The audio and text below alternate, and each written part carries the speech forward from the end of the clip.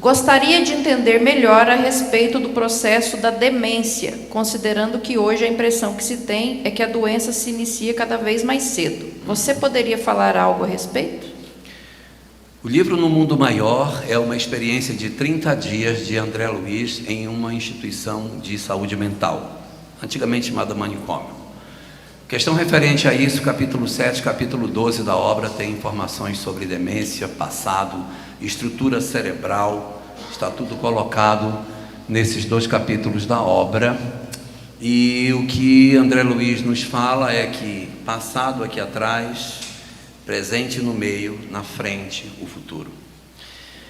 Muitos de nós experimentamos processo de demência, segundo André Luiz, porque nós temos remorso do passado. Da mesma maneira, quando eu sofro um trauma, eu não consigo lembrar, a pessoa sofreu um abuso sexual, ela não lembra quem foi o abusador, ela fica com bloqueio, ela não lembra, aquilo está bloqueado na memória, aí tem que fazer hipnose para lembrar. Assim também, quando nós trazemos muitos conflitos, a mente, para defender a sanidade, ela bloqueia, e a gente fica esquecido, demente, para sobreviver, porque quando faz contato com o passado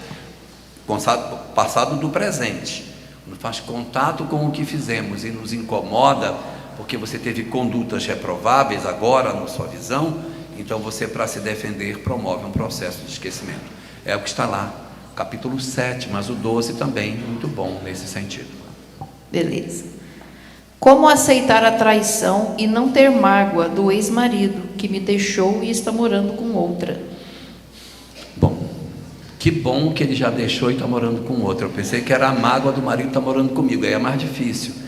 Agora ele já foi. É a seu próprio benefício. O grande problema é que a gente se sente muito magoado quando a gente tem uma traição e a pessoa vai embora, dando a sensação de que você não presta, por isso que ele arranjou outra pessoa. E muitos de nós, quando nos sentimos preteridos, nós queremos mostrar que nós não somos essa pessoa desprezível e nós caímos no outro extremo. A gente faz uma lipoaspiração, uma reengenharia corporal, vai para a noite, arranja 3 namorados, 20 anos mais novo, ao mesmo tempo, e isso não é legal. Não é a partir de um processo de se vingar dele, fazendo o que ele fez, que a gente vai mostrar que a gente é superior. Nós temos que cuidar de nós. Então o que é que a gente faz? A gente se cuida de verdade. A gente aproveita que está sozinho e faz um curso, aprende coisas novas, faz amizades novas, vai fazer exercício físico, vai aprender coisas que nunca teve a chance de fazer, vai se dedicar ao próximo, vai viver o amor, porque é isso que nos faz felizes. Quando nós tomamos a decisão de nos vingarmos dos nossos companheiros através de uma ida para a noite e de uma tentativa de mostrar que ainda somos capazes de seduzir, isso pode nos alegrar por um tempo, mas depois trará um vazio existencial muito grande. A grande proposta, portanto, é que a gente não caia nesta cilada do ego, que a gente não acredite que a gente vai conseguir ser feliz dando troco daquilo que Ele nos deu. Nós somos muito melhores do que isso. Então a gente não dá troco para ninguém, a gente aproveita e faz uma mudança de vida, muda os nossos objetivos e se torna muito mais feliz com as novas propostas que a gente tem. Deixe Ele entregue as suas próprias experiências e que Ele vai viver a vida dele para lá. Graças a Deus que Ele foi embora, não vai trair mais você. E você toca a sua vida.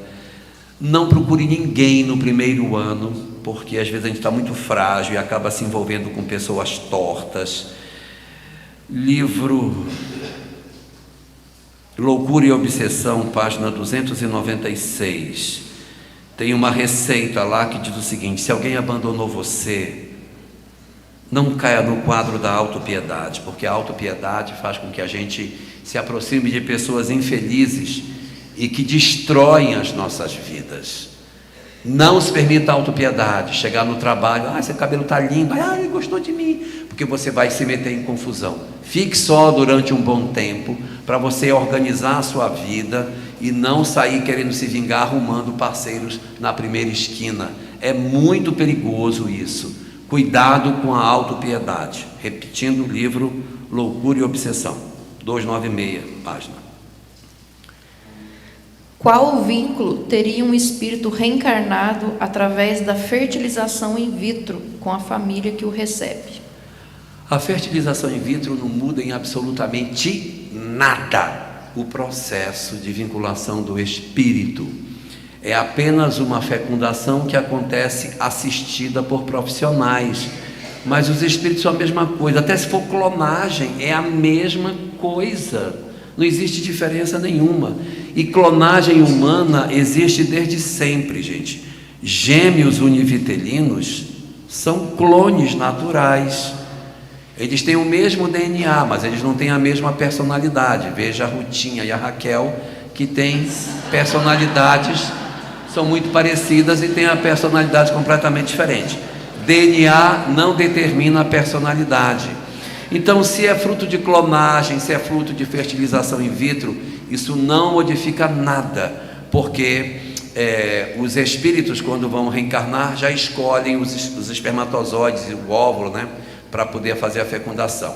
Livro Atualidade do Pensamento Espírita, pergunta número 42, fala sobre esse processo de fertilização in vitro. Lá diz que existem 3 situações: fecunda, mas não tem espírito. Se colocar, não vai vingar porque não tem espírito.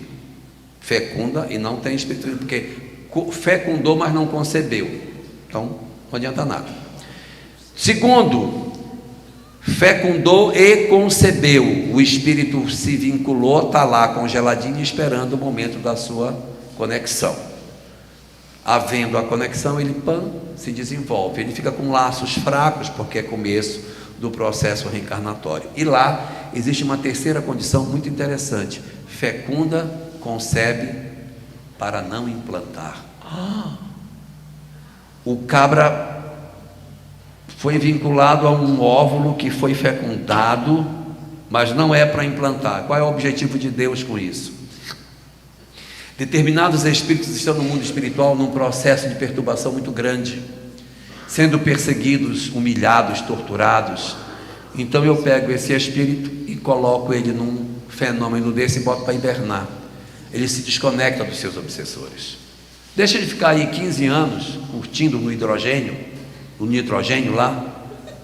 Tá um frio, ele fica lá curtindo, enquanto a gente vai reencarnando os obsessores dele tudinho. Depois solta ele. Ele não é para implantar. Se implantar, não vinga, porque o objetivo não é que vingue. Atualidade do Pensamento Espírita, pergunta número 42. Próxima. Existe momento para ser agressivo? Como, por exemplo, quando alguém mais fraco está sendo ameaçado, ou a agressividade é sempre reprovável aos olhos de Deus? Depende do que nós chamamos de agressividade. Livro Fonte Viva, capítulo 86, tem uma mensagem chamada Estás doente?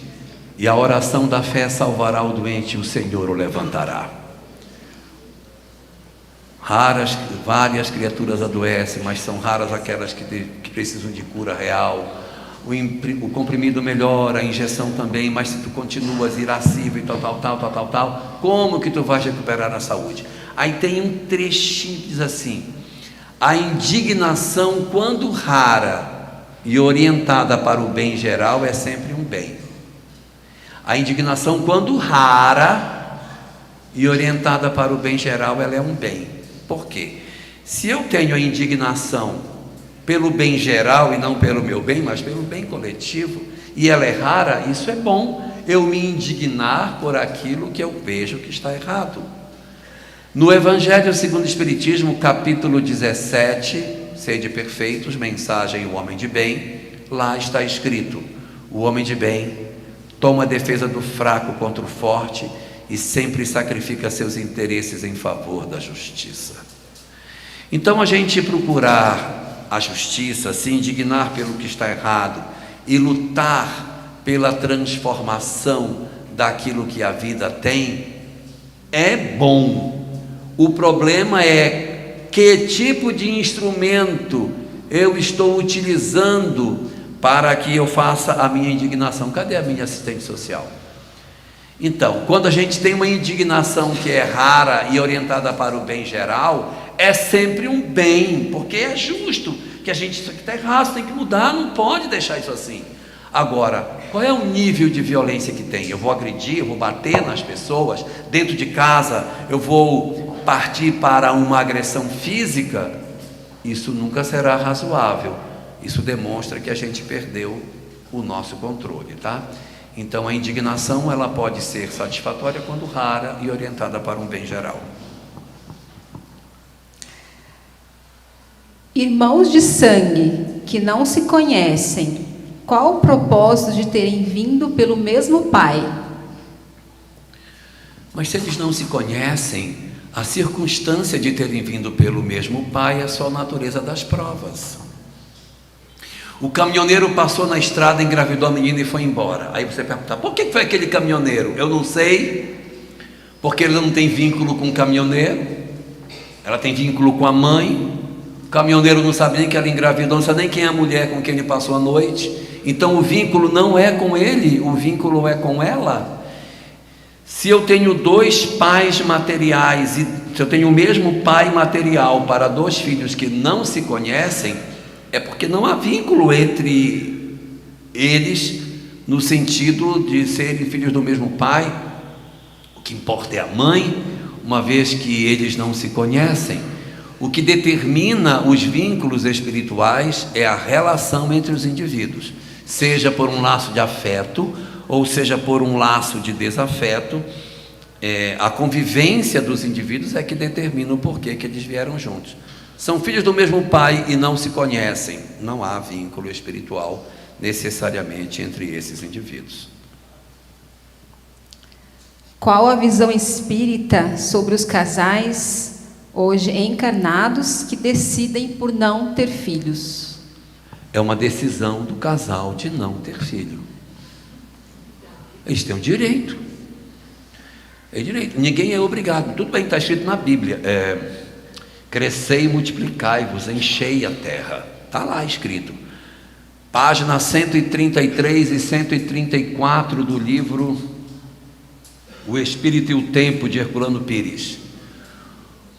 O Espiritismo respeita os textos religiosos, mas não se subordina a eles. Não se subordina. Porque, na verdade, nós temos que entender que os casais têm o direito de quererem não ter filhos. É uma decisão que eles... E isso precisa ser respeitado. Agora, mais importante do que perguntar sobre o casal é perguntar como fazer quando a mulher quer ter e o marido não quer, que aí é uma outra confusão. Mas se o marido e a esposa não querem ter, eles têm o direito. Ninguém sabe qual é a história espiritual que esse casal traz, que justifica eles entenderem que para este momento na vida deles, o mais adequado é não ter nenhum filho, é o direito, livre-arbítrio. Como exercitar o perdão para um pai que abandonou enquanto bebê?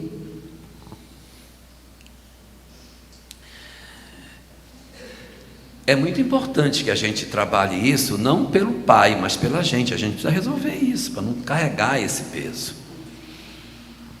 Existe no YouTube umas visualizações de Edivaldo Pereira Franco, chamado Visualizações Terapêuticas.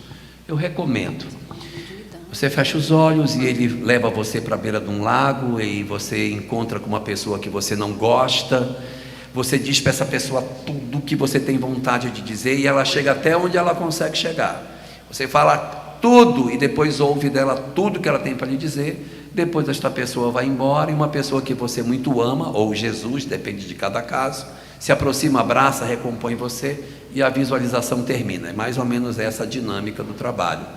Isso você repete sistematicamente para ir ensinando o cérebro a encontrar-se com o seu desafeto, para que você consiga retirar de você a mágoa que tem.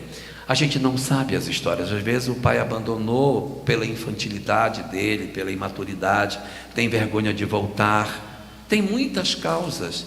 E nós temos que dar ao outro o direito de errar. Mas se por algum motivo a gente tem raiva dele e considera que ele não serviu foi de nada para a nossa vida, porque abandonou nossa mãe quando pequenos éramos, ou quando estávamos na barriga dela, eu quero dizer que todos nós que estamos aqui ou estão lá fora, quando qualquer célula do nosso corpo se reproduz, o DNA do nosso pai e da nossa mãe se reencontram dentro do núcleo da célula. Eles refazem o encontro que tiveram quando formaram nossos corpos. Existe um balé entre essas células.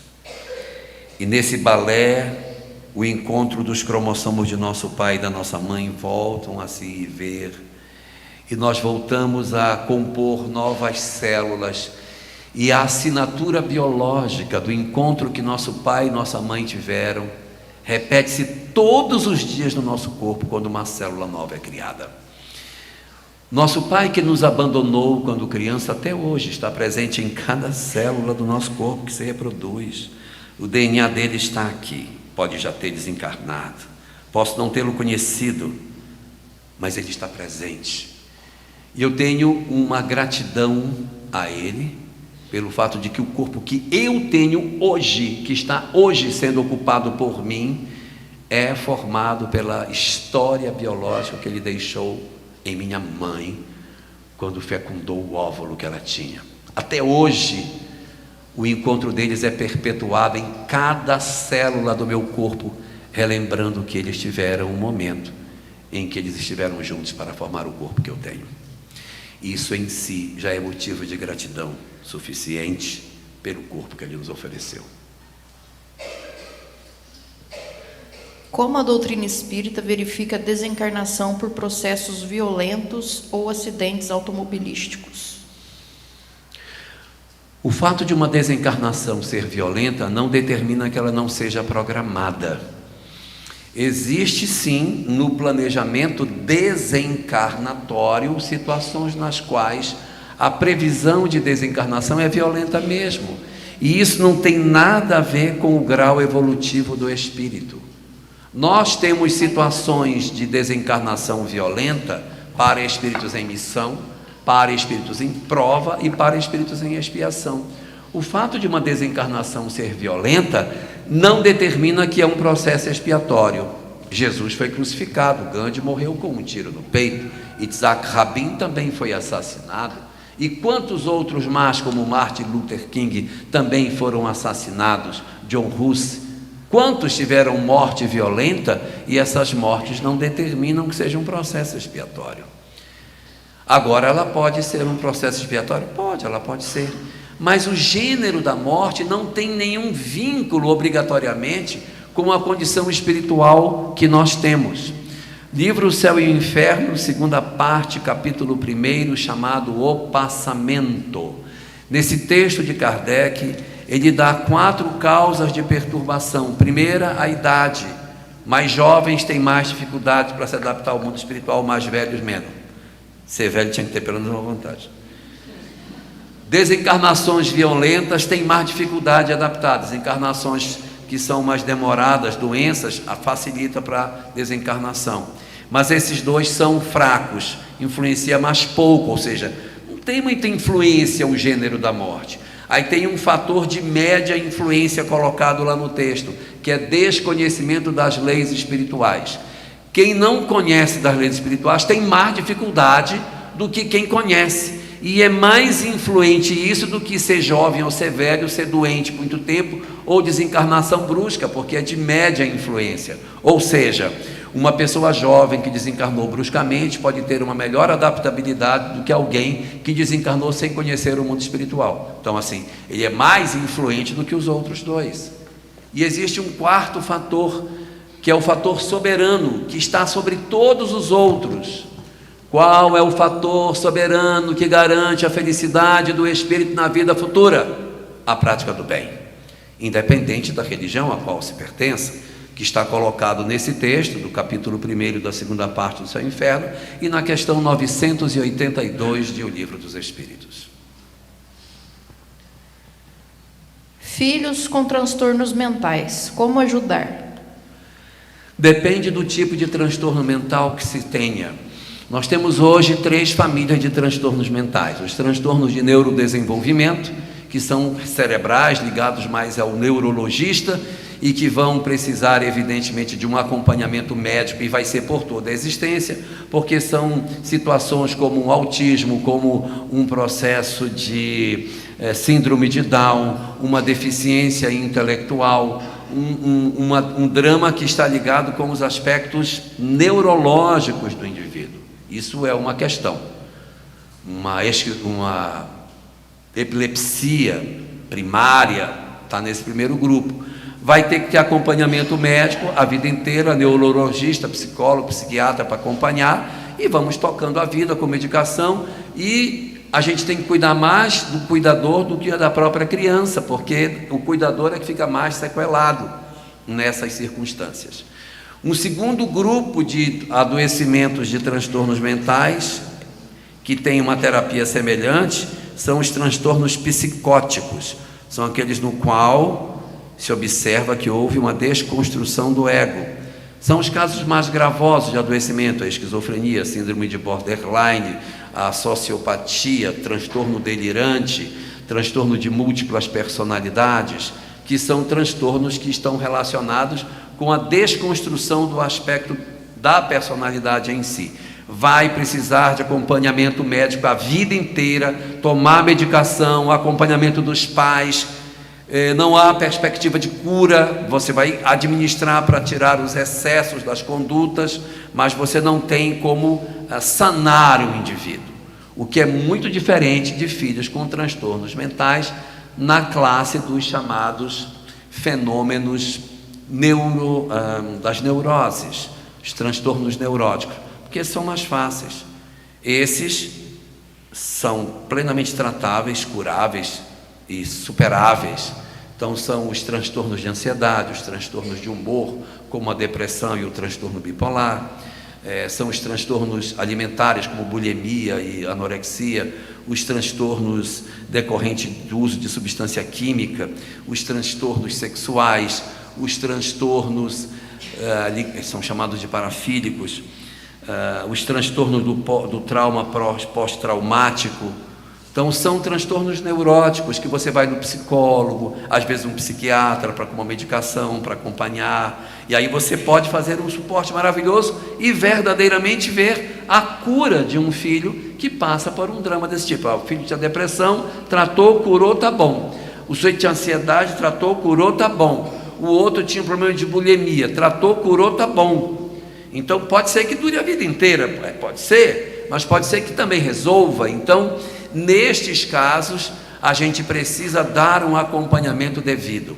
O que fazer com filhos com transtorno? Lembrar que quando se tem uma pessoa com transtorno em família, é como você estivesse numa guerra, e quem está na guerra não escolhe arma. A gente não vai para a guerra só com marinha, só com exército, só com aeronáutica. Quem vai para a guerra leva exército, marinha e aeronáutica. Então, se você tem alguém com transtorno, exército, marinha e aeronáutica. A marinha cuida das águas, das lágrimas, é o psicólogo. O exército cuida do território, do físico, é o médico. E a aeronáutica cuida daquela coisa mais etérea ali, que é a parte da fé. Então, é psicólogo, psiquiatra e fé. Não precisa ser fé espírita, mas uma fé que a pessoa se sinta confortável, para que ela se sinta acolhida e consiga assim fazer uma reconexão. A fé é muito importante nos processos terapêuticos dos adoecimentos mentais, no caso das neuroses, porque a gente precisa de uma conexão com Deus para que a gente consiga ter sucesso nesse processo. Jorge, você conhece, né, o nosso Grupo Esperança, já esteve com a gente no Grupo Esperança, voltado para os enlutados.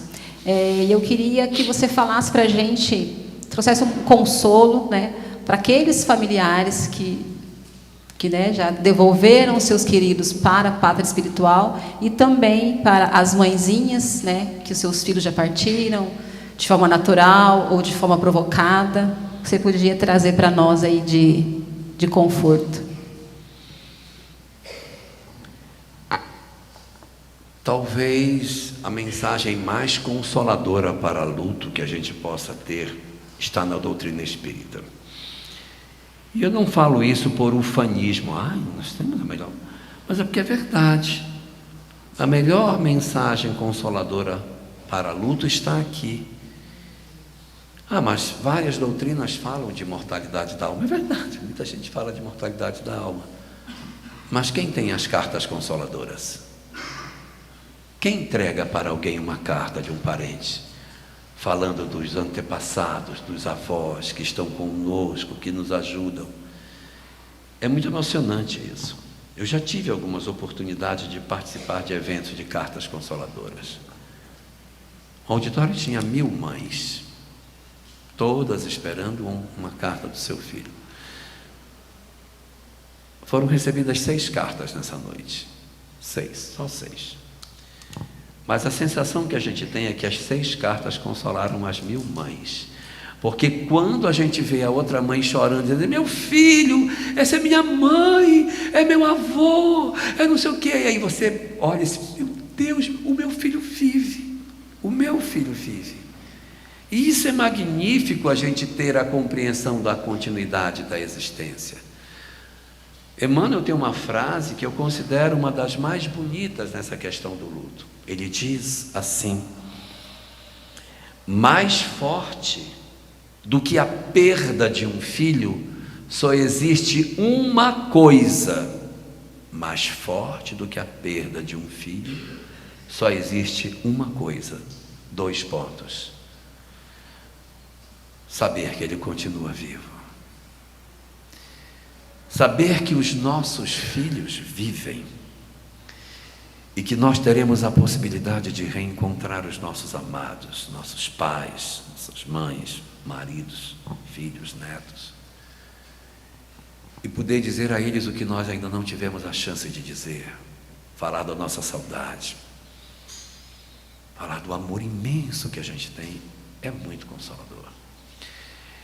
E quando nós somos dotados de uma mediunidade que nos permite por nós próprios experimentarmos esses reencontros, em que a gente sente o perfume, a gente sente a presença, sente o abraço, sonha, tem a visita deles, é uma das coisas mais espetaculares que a vida tem. Às vezes a gente nem está lembrando da data, sabe? A gente nem está se ligando nisso, e tem sonhos incríveis quando você vai ver o que houve. Faz 30 anos, faz 20 anos, faz 10 anos. É aniversário. A gente nem estava se tocando. Mostrando que eles estão muito ligados a nós. No Livro dos Espíritos, questão 936, Allan Kardec pergunta: como é que os espíritos sentem as nossas emoções do lado de cá, por conta da partida deles? E os espíritos dizem que os espíritos do lado de lá são sensíveis às nossas emoções, às nossas tristezas, às nossas alegrias, e que eles se alegram quando são lembrados, mas que quando nós nos desesperamos, nós enlouquecemos, nós nos voltamos contra Deus e não aceitamos a realidade da vida, nós transferimos essas energias na direção deles e os tornamos também infelizes, machucamos a condição espiritual deles e, segundo diz nesse texto, pode retardar o encontro com eles, exatamente pela nossa indiferença e pela nossa falta de fé. No livro chamado Religião dos Espíritos, havia uma mensagem, na época que era numerado por página, não tinha numeração de capítulo, ficava na página 157, agora mudou, não sei qual é a página que está, mas acho que hoje, depois que numeraram, se não me engano, o capítulo é 37, mas o nome da mensagem eu sei, chama-se Ante os que Partiram. a mais completa mensagem para luto que a gente tem em doutrina espírita. Fala sobre a culpa, fala sobre o desespero, fala sobre o quarto trancado, que a gente não doa nada, fala sobre a retomada das nossas vidas com a perda dos entes queridos. É uma receita completa do que fazer nessas situações, segundo a ótica da doutrina espírita. Então, eu recomendo a leitura dessa página, Ante os que Partiram, porque ela é extremamente rica e abraça as diferentes situações do nosso processo de compreensão da imortalidade da alma. Como a doutrina espírita analisa a situação do estupro ou estupro de vulnerável? Há uma vinculação? Ninguém renasce para estuprar ninguém. E ninguém renasce para ser estuprado. Evidentemente, todas as situações de violência decorrem de excessos de desequilíbrios, que são muito mais gravosos quando isso se dá na intimidade do lar. Segundo as estatísticas, 70% dos casos de abuso sexual acontece dentro do ambiente familiar. Não é assim, doutora? É uma quantidade muito elevada. Então, a gente, cuidado na rua, tem mais perigo dentro de casa do que do lado de fora. E isso é muito traumático, mas não existe, da visão da doutrina espírita, alguém que renasceu na programação trazia a questão: olha, você vai renascer que você vai ser estuprado aos 18 anos, ou olha, você vai renascer que você vai ser estuprador com 16 anos. Não. Ninguém renasce com isso. Mas se não renasce, por que acontece tanto? Por conta das nossas loucuras, dos nossos desequilíbrios. Nós somos espíritos que trazemos muitos problemas no campo diverso, no campo do poder, no campo da sexualidade, em várias coisas. A nossa sociedade, ela está encharcada de problemas históricos. Dá uma olhada na nossa história do Brasil. Quantas violências sexuais existiram na história do Brasil, pelo amor de Deus?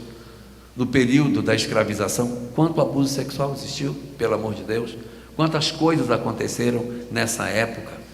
E depois que acabou, no ambiente doméstico, quanta violência sexual existiu? Da região de onde eu venho, existe muito abuso doméstico que está acobertado em cima de uma lenda, que é a lenda do boto.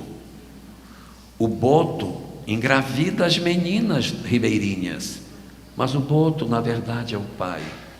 O pai engravida as meninas e depois o boto engravidou, que é uma forma de aquela comunidade acobertar esse tipo de comportamento. Então nós não nascemos para isso, mas a condição tão básica que o planeta possui acaba nos expondo a determinados perigos exatamente por isso. No capítulo 34 do livro Florações Evangélicas, existe uma mensagem chamada Acidentes, em que lá é dito o seguinte: você não sabe onde está seu karma, você não sabe aonde estão os seus riscos, não provoca, não passa sinal fechado, não cria briga no bar, não visite ambientes violentos, para reduzir ao mínimo a possibilidade de você se defrontar com situações indesejáveis. Preserve-se da noite, preserve-se dos ambientes perigosos, mantenha a atenção, sede prudentes como as pombas, sede simples como as pombas, mas prudentes como as serpentes. Não sejamos ingênuos, estejamos atentos nesses tempos de internet, quantos perigos existem. Atenção, gente. O nosso planeta é encharcado de podridão, é encharcado de desequilíbrios de todas as ordens, inclusive desequilíbrios sexuais. E como a gente vive nesse caldeirão de loucura, nós podemos, em função da história que todos nós trazemos de desequilíbrio, nos defrontarmos com isso quando a gente não toma cuidado. Na medida em que nós nos esforçarmos para melhorar a nossa condição e sairmos do planeta, nós nos veremos numa condição de menor probabilidade que isso aconteça. Quando houve o período da proclamação da independência, Soror Joana Angélica se colocou na frente do convento e disse: aqui vocês só entram se passarem por cima do meu cadáver. O que eles fizeram? Eles passaram por cima do cadáver dela. Assim é a vida na Terra. A gente se expõe e a vida aqui tem essas coisas por conta das histórias que nós trazemos. Então a gente precisa ficar bem atento, porque o planeta que nós vivemos é um planeta de provas e expiações, e muitas das histórias que nós passamos estão vinculadas a um passado, mas não porque esteja programado para acontecer, mas porque está no passado de todos nós. Então acaba tendo a possibilidade de isso se dar em função das histórias que a gente carrega dentro das nossas almas. Como agir diante de um filho adolescente que frequentou a evangelização espírita infantil, mas que decidiu adotar pensamento materialista, não crê em nenhuma religião, no momento com depressão e tratando, e começa a enveredar-se? Tem mais um pedaço. Para o caminho das drogas. Eu não tinha visto aqui atrás. Porque enveredar. Já imaginei que ele estava indo para as drogas.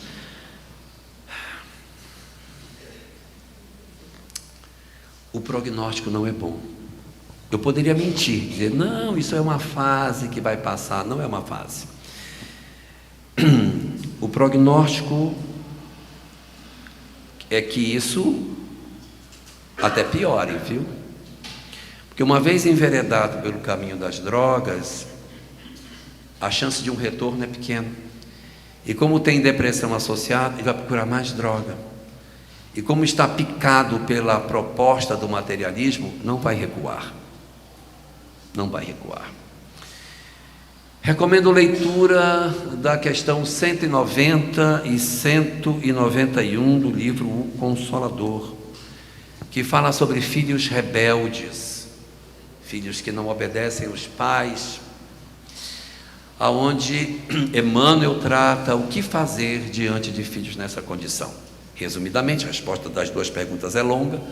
Resumidamente é o seguinte: se você não conseguir educar, preparar o ânimo para os golpes que a vida vai dar, porque a vida vai educá-lo da maneira mais cruel possível, e você prepare o coração para os possíveis golpes que a vida vai oferecer.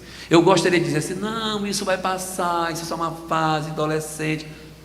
Se ele chegou nesta fase, a perspectiva é que isso não recrudesça, que isso, na verdade, avance, que isso se marche numa perspectiva de que a gente precisa cuidar da família. Não vamos abandoná-lo, a gente ainda vai oferecer apoio, mas tendo a consciência de que a perspectiva é de que piore. Mas é importante que os pais se preparem, que exista um acompanhamento psicológico para os pais, porque não é fácil ir tirar um filho de dentro da cadeia. Não é fácil visitar um filho que, em função da droga, comete pequenos delitos. Não estou dizendo que ele vai se tornar um criminoso. Pequenos delitos, briga de rua, rixa, artigo 146, vai brigar na rua, vai ter problema de furto, você vai ser chamado, menor de idade, vai ser chamado, o que aconteceu? Vai roubar carro. Então começa a fazer as proteções das coisas e ficar muito atento, porque o materialismo ele é extremamente nocivo para a nossa sociedade. Nós estamos vivendo um período de muita exaltação do materialismo, desse ateísmo, e isso está levando muita gente numa direção profundamente infeliz. O século XIX foi um século marcado por uma proposta de que no século XX o homem seria feliz porque viveria longe de Deus. Essa era a proposta de Ludwig Feuerbach, um pensador que dá origem a todas as demais ideologias materialistas do século XIX. E a grande proposta dos pensadores do século XIX é que seria lindo o século XX, porque nós estaríamos libertos das peias da religião. Está aí o resultado da sociedade que o materialismo criou. Está aí o que está acontecendo. Só que o materialismo não tem coragem de dizer que errou. Não consegue recuar. Então nós estamos indo numa direção, marchando e destruindo a nossa juventude. Você entra na universidade, no primeiro semestre da faculdade, você pega logo Sociologia Geral, e o professor vai trabalhar para destruir em você todas as ideias da existência de algo espiritual, para que haja uma ruptura e você então marche numa leitura materialista da vida, como se isso fosse a melhor alternativa, e a gente vai ficando cada vez mais seco, mais frio, mais desequilibrado, mais distante e pior, mais intolerante, porque achamos que temos o conhecimento, quando na verdade estamos andando numa imagem de verdade e não no caminho verdadeiro. E somente quando estamos lá na frente, já cansados da nossa bobagem, é que a gente pode fazer um caminho de retorno. Alguns retornarão, se não tiverem feito opções muito severas de materialismo. Outros não conseguirão voltar e se perderão. Minha sugestão para os pais é a leitura dessas duas questões do livro Consolador, acompanhamento psicológico, acompanhar o filho, mas trazer dentro de si a serenidade de que, muito provavelmente, as coisas não tendem a melhorar. Elahá, a família atual apresenta um cenário diferente. Pais de pets, menos filhos, agora a relação afetiva com bonecos reborns. Como você analisa essa realidade na visão espírita? Qual ferramenta nos falta para lidar com essa realidade? Nós precisamos ver com muito respeito as pessoas que estão hoje nesse ambiente de bebê reborn. Porque se elas estão dentro disso, elas estão completamente fora da realidade. Fora da realidade. Então, não adianta você querer afrontar essas pessoas numa trombada. A gente tem que entender que elas precisam de ajuda, tem que ajudar. É um transtorno. E é muito curioso que muitas mulheres defendem ardorosamente a interrupção da gestação que elas têm, e ao mesmo tempo que elas defendem a interrupção de sua própria gestação para não gerarem um filho, elas mesmas criam bebês reborns. Hoje tem parto, tem clínica de parto reborn, tem uma série de comportamentos desse tipo. É um processo que é típico do adoecimento que a nossa sociedade está vivendo. A gente tem que olhar com muito carinho, porque são pessoas que estão adoecidas, e não vale a gente dizer assim, é um absurdo. Não vale, esse tipo de raciocínio não vale, não vai ajudar. E assim, bebês reborns são excelentes terapias para pessoas com Alzheimer, sabia? A pessoa está com Alzheimer, entrega um bebezinho para ela cuidar, ela cuida, ela dá banho. Então você usa. Então é terapêutico, mas a pessoa não está fora da realidade. Então usa, deixa ela cuidar. Aí você até estimula, cadê o bebê? Você já deu de mamar para ele, botou para dormir? Porque aí você está usando isso de forma terapêutica. Agora, se eu tenho uma mulher que é jovem, que não está dentro de um transtorno dessa natureza, e ela tem isso, a gente precisa ter um outro olhar. E uma terceira coisa importante para a gente ver, que não pode ser desconsiderada, é que tem muita gente fazendo tipo na internet, tá?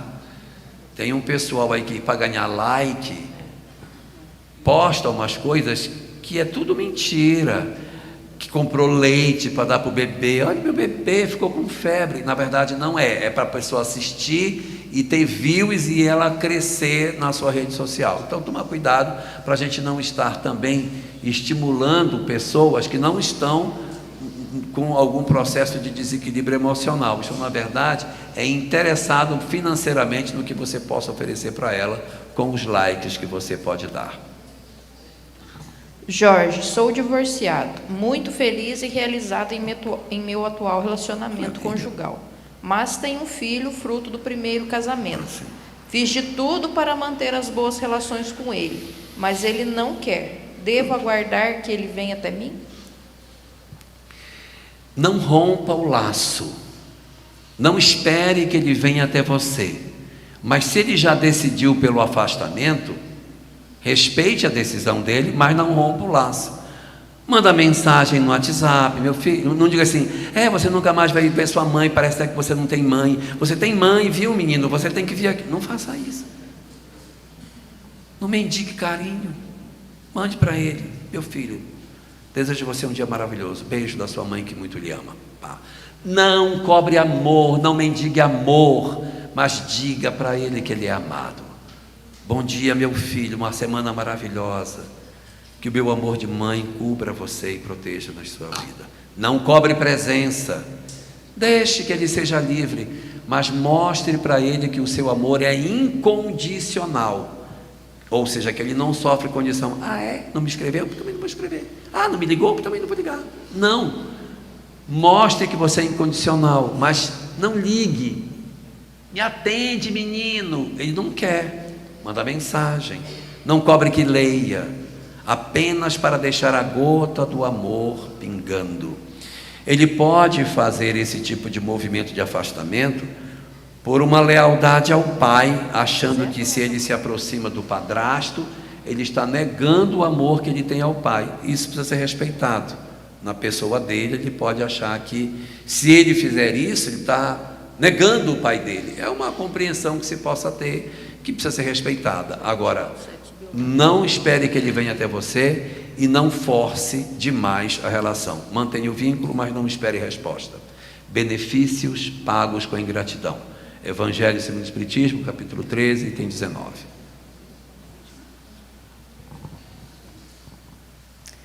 Mais uma sobre perdão.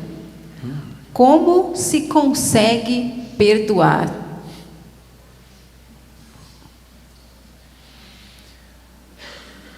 Depende da situação. Existem pouca raiva e muita raiva. Quando a gente tem pouca raiva, dá para a gente perdoar. Não é pouca raiva. Tem um vizinho que bota funk no domingo de manhã cedo, 6 horas.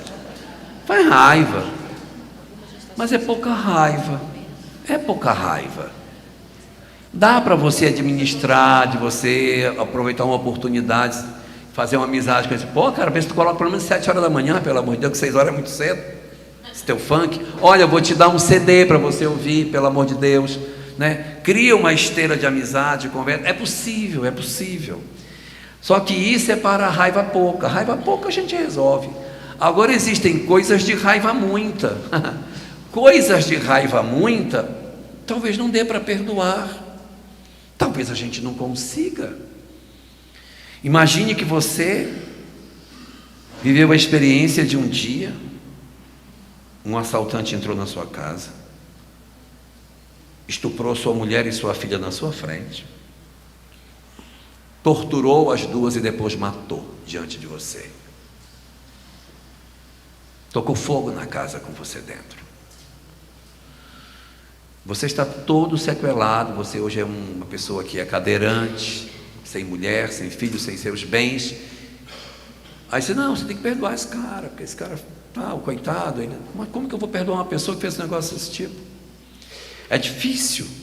Então a gente tem que saber primeiro qual é o nível de dificuldade que a gente tem. Às vezes você teve um parente que foi seu abusador. Você era criança e ele foi abusando de você, abusando durante a adolescência e até que você conseguiu fugir, se libertar dele. E você tem muita dificuldade de perdoar essa pessoa. Isso são situações mais graves, que não dá para a gente dizer assim, não, perdoe, tem que perdoar.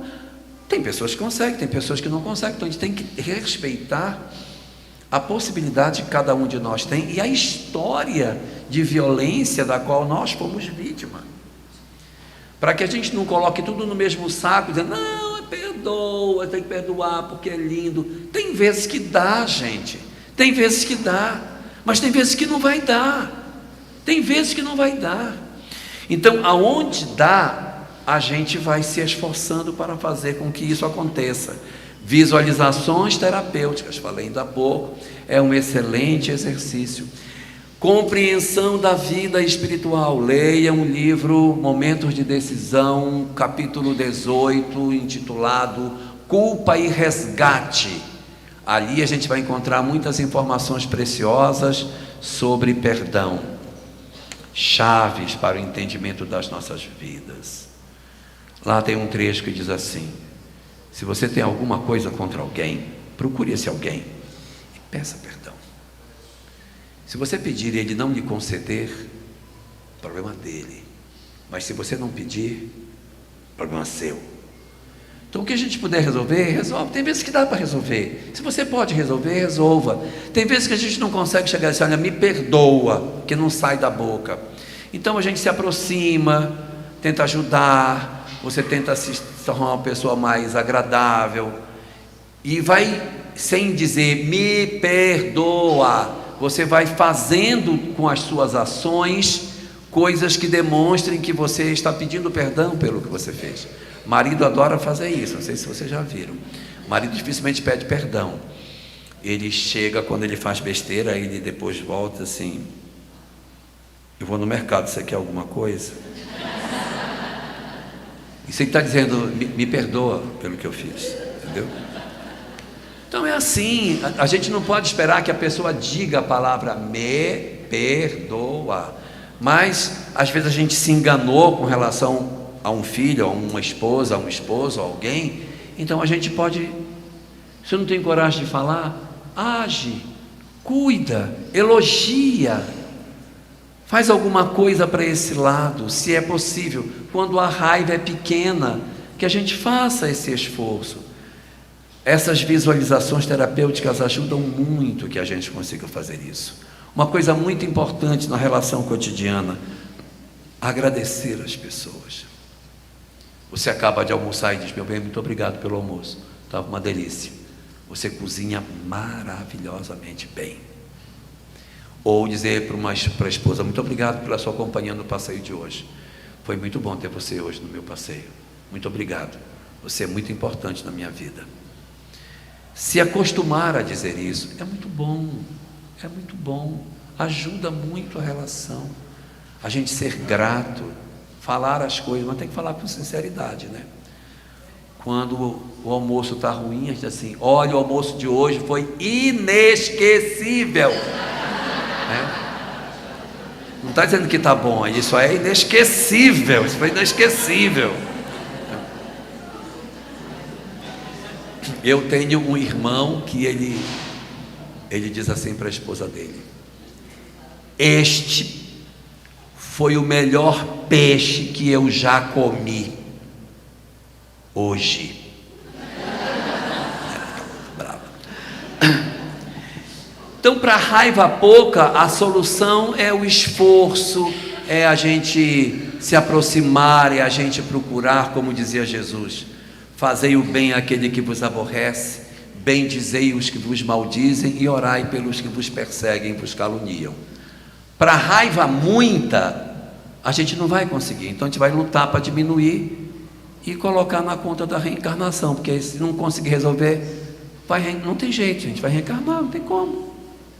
Se não resolver agora, vai resolver depois, só que vai ser meio complicado, né? Vai renascer, sabe lá Deus por onde, Marcos? E aí vai renascer, sei lá Deus em que lugar, em que religião, com um irmão problemático pra caramba, e você vai ter que lidar com isso sem ter outras estratégias. Então o que puder fazer agora sim, mas respeitando, entendendo que existem perdões que a gente vai ter dificuldade de dar. Eu tenho dificuldade de dar, não consigo, me dói muito. Eu tenho uma moça que ela foi abusada pelo avô durante boa parte da infância e adolescência dela. Ela assim: eu tenho que visitar minha avó de vez em quando, eu tenho que ir. Quando eu vejo ele, eu me tremo todinho, eu tenho horror dele, eu fujo de onde ele está, ele entra numa sala, eu vou para outra, porque eu não quero que chegue nem perto de mim. Eu não consigo perdoá-lo, não consigo, mas é um direito que ela tem pela história que ela viveu. Então a gente também tem que respeitar as nossas próprias condições. Terapia para esses casos é muito importante para a gente conseguir trabalhar para que os traumas de sexualidade da infância e adolescência não contaminem a nossa relação atual, porque o nosso atual marido não tem nada a ver com as questões que ficaram em aberto lá atrás, dos abusos que a gente pode ter sofrido. Algumas gestações são interrompidas no começo e algumas faltando pouco para o nascimento. Sim. Como explicar esse fato na visão espírita? Não tem explicação. A doutrina espírita diz, a pessoa cortou porque cortou mesmo. O que nós sabemos hoje é que uma criança que já está com 22 semanas de gestação, ela tem 45% de chance de sobrevivência. Muito bem. Bati um pouquinho. Então, poxa. Então, uma criança que tem 22 semanas de gestação, ela tem 45% de chance de sobreviver. A gente sabe quando uma pessoa tem um discurso favorável ou não ao aborto, a partir de como ela se refere à criança. Ele nunca chama de criança. Ele chama, não, porque a gestação já está com 22 semanas. Ela não diz a criança está com 22 semanas. A concepção se deu há 22 semanas atrás. Ele não diz a criança está com... Se não fala a criança, é pro aborto. Então, assim, nós temos a possibilidade hoje, e cada vez vai ficando mais capaz a medicina de fazer isso, de garantir a sobrevivência do feto. E quando você tem a possibilidade de sobrevivência e a pessoa decide por matar a criança, aí você diz, mas por que vai matar? Se ela pode sobreviver.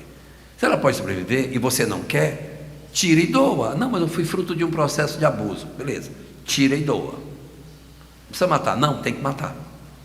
Aí é uma coisa muito diferente. A doutrina espírita, ela é a favor das duas vidas. Ela é a favor da vida e das duas vidas. Da vida da criança e da vida da mãe. Não é só a favor da vida da criança, é a favor da vida da mãe também. Porque quando ocorre uma interrupção de gestação provocada, as estatísticas falam que o percentual de mulheres que desenvolvem depressão é 3 vezes maior, ideação suicida, uma série de traumas, em função da interrupção que ela provoca. Porque às vezes ela provoca numa determinada condição de idade, condição social, condição econômica, que naquele momento era para ela o mais adequado. Quando chega mais à frente, ela revê isso que ela tomou de decisão e ela diz, não devia ter feito isso. E ela pode passar por um período em que ela se sente desconforto. E há um fenômeno muito comum chamado síndrome do ninho vazio. Quando todos os filhos saem de casa e casam, algumas mulheres que praticaram o aborto durante o período anterior, elas começam a exumar essas histórias e começar a perguntar, poxa, se eu não tivesse abortado, ele estaria hoje com tantos anos, onde ele estaria nesse momento? Porque ela não tem mais os outros para se preocupar. Então, essas coisas costumam vir com muito mais intensidade. Então, a doutrina espírita, ela considera o seguinte, o ideal é que a gente não aborte,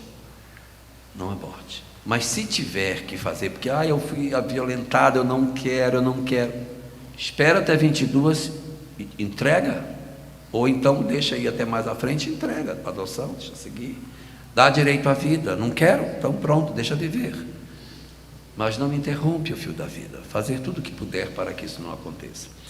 A sociedade materialista da Europa, em alguns países, está adotando desde o ano passado a interrupção da gestação até na véspera do parto. A criança está completamente formada, com absoluta condição de sobrevivência, e a mulher tem o direito de interromper a gestação, se ela assim quiser. É mais um fruto do materialismo que nós vivemos e que é da sociedade que a gente vive. Nós vamos ter uma luta muito grande daqui para frente. Está ficando bastante difícil defender as ideias do bem, de uma terra renovada, em um planeta cada vez mais interessado pelos valores da materialidade. Mas esse é o desafio da hora, esse é o exercício que a gente tem.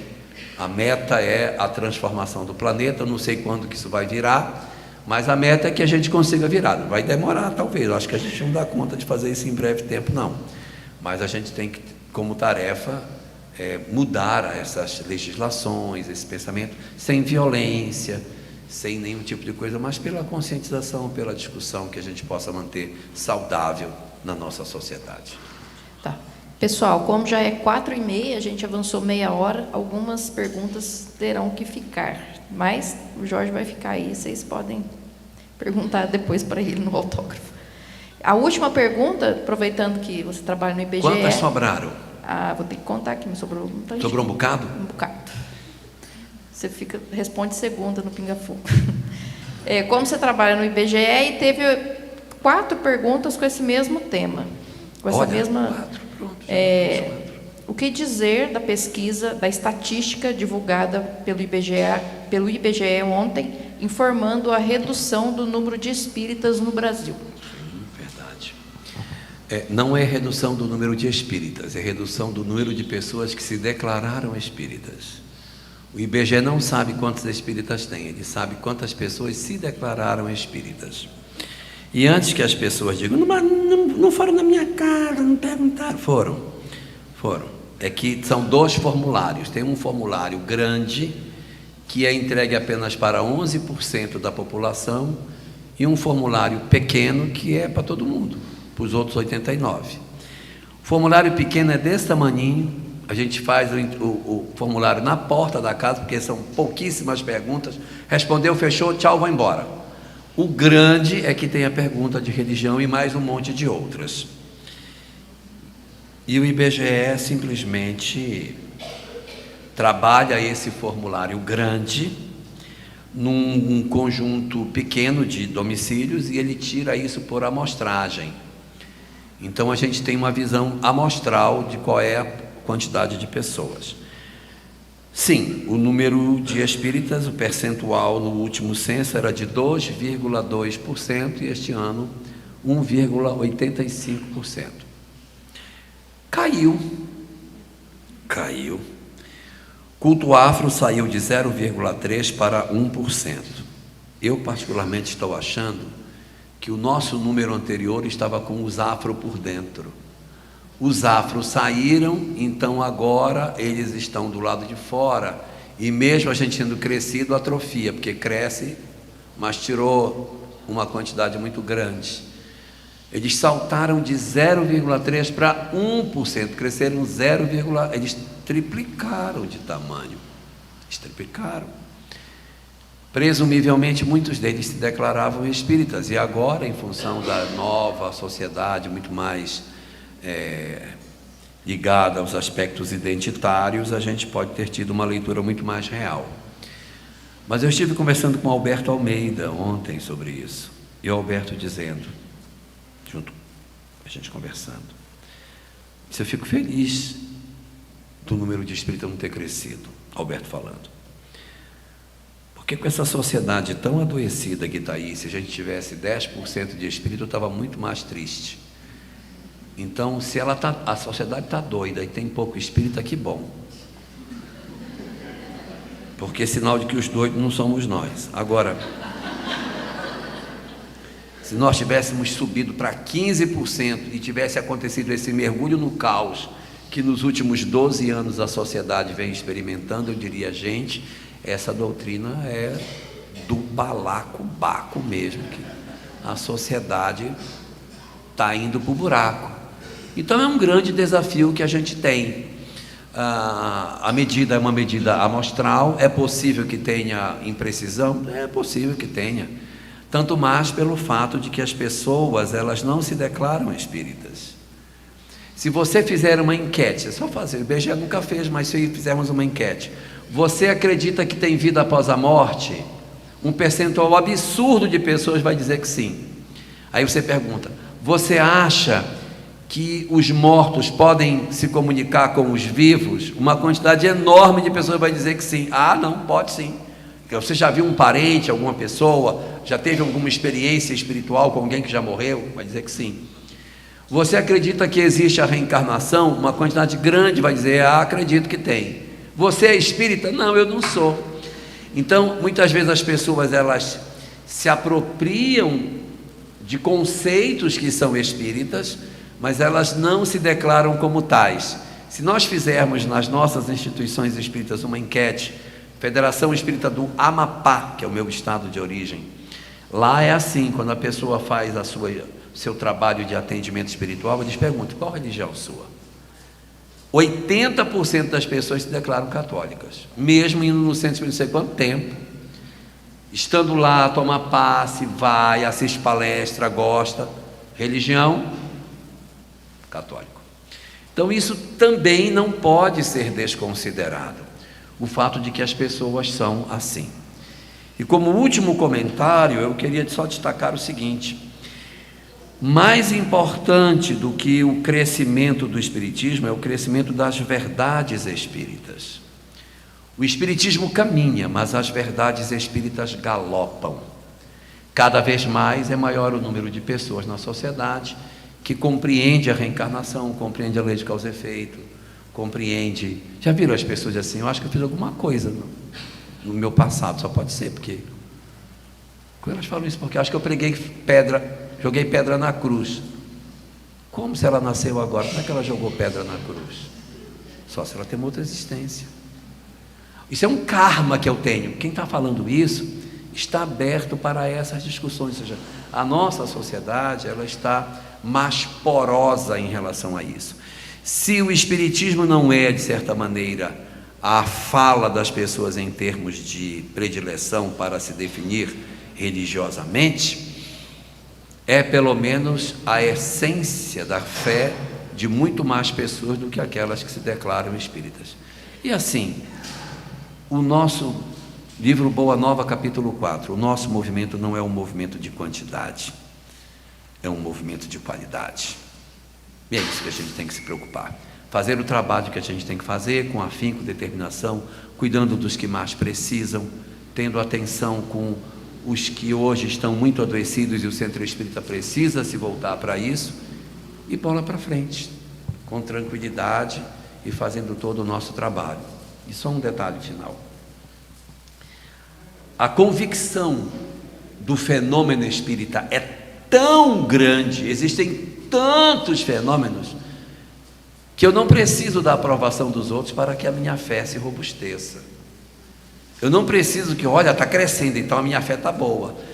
Eu tenho tanta certeza do que eu acredito, que mesmo que eu esteja sozinho, eu continuarei acreditando no que eu acredito, porque se eu disser que o que eu penso está errado, os Vedas, o Mahabharata, o Bhagavad Gita, Krishna, Buda, Sócrates, Platão, Pitágoras, Orfeu, Hermes Trismegisto, a Cabala judaica, os sábios dos templos egípcios, estão todos errados. E não é possível que milhões de sábios que passaram pelo mundo dizendo: existe reencarnação, existe vida após a morte, existe lei de causa e efeito, caminhamos para a felicidade, precisamos vencer a nossa imperfeição, o autoconhecimento é o caminho para a felicidade, não é possível que eles sejam errados. Não é possível. Então, os números, na verdade, podem ser até interessantes, mas a verdade que a gente defende é muito mais interessante ainda.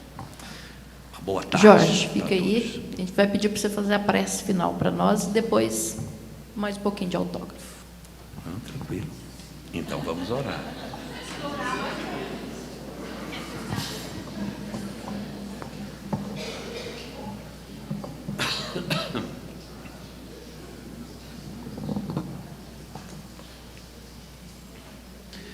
Vamos orar?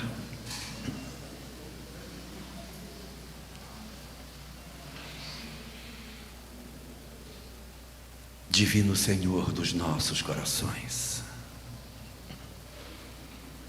que estendes o bálsamo da tua misericórdia sobre todas as tuas criaturas, oferecendo às almas de todos os que padecem o lenitivo da fé, a força da esperança e a compreensão mais plena da tua presença derramada sobre a vida. A ti, Senhor de todas as coisas, que nunca te cansas de cuidar de todos nós, teus filhos, nós endereçamos os nossos pensamentos em prece, para suplicar o teu amor e para te dizer da nossa profunda gratidão por haveres escolhido a nós para que tivéssemos o contato com a mensagem renovadora da doutrina espírita. Sabemos a imensidão de dores que carregamos nas nossas almas, as profundas lacunas morais que devoram as nossas entranhas e os dramas domésticos que nem no espelho somos capazes de confessar. Mas mesmo assim, Senhor, conhecedor das nossas misérias profundas, Tu nos agraciaste com o maior de todos os tesouros na terra, o dom de compreendermos a luz imperecível da imortalidade, para que as nossas histórias não se vissem apunhaladas pela desesperança e os nossos corações não sangrassem de saudade diante da dor da partida daqueles a quem tanto amamos. Foi a luz do conhecimento espírita que injetou forças novas em nossos músculos cansados, para que nós resistíssemos um tanto mais diante dos nossos dramas domésticos e pudéssemos superar as nossas profundas falhas, apoiadas no conhecimento extraordinário que o Espiritismo nos faculta e que permite aos nossos corações quebrar essas algemas que há tantos séculos escravizam as nossas almas ao sofrimento espiritual. É por isso, Senhor, que nós te agradecemos, porque de posse do entendimento de quem somos, de posse da compreensão das verdades espirituais que hoje visitam as nossas almas, podemos contemplar a Tua presença sobre as nossas vidas e te agradecer pelas nossas próprias lágrimas, te agradecer, Senhor, pelos nãos que Tu nos deste na vida, pelas múltiplas vezes que nós tanto te pedimos e Tu, por amor, nos disseste não por hora, para que tivéssemos um sim definitivo nos Teus braços de infinito amor. Hoje começamos a compreender todas essas coisas, e é por isso que comparecemos à Tua presença, não para te pedir qualquer coisa que seja, porque Tu já nos deste o maior dos tesouros, mas simplesmente te agradecer, Senhor, por esta riqueza inestimável que é o conhecimento espírita, por essa luz imperecível que Tu derramaste sobre a trilha das nossas vidas, que já nos salvou tantas vezes e já nos reergueu tantas e tantas manhãs. Senhor, recebe a nossa mais profunda gratidão, não como pessoas que somos, mas como espíritos imortais e transcendentes. Te falamos como espíritos que somos, te agradecendo a honra desta existência, que Tu nos deste este tesouro inestimável para curar as nossas almas das nossas diversas enfermidades. Obrigado, Senhor, por tudo isso. Abençoa os nossos corações para que sejamos dignos do investimento que fazes em nós, para que os nossos dias celebrem a nossa gratidão pela honra de servir em Teu nome, para te dizer da nossa profunda alegria de poder estar junto de Ti e sentir a Tua proteção todos os dias das nossas vidas. Obrigado por tudo, Senhor. Abençoa nossos corações, abençoa nossos lares, abençoa nossos familiares, deita as Tuas bênçãos sobre a terra inteira e guarda os nossos corações, cansados de tanta dor, protegidos sob a Tua guarda de infinita paz e de infinita misericórdia.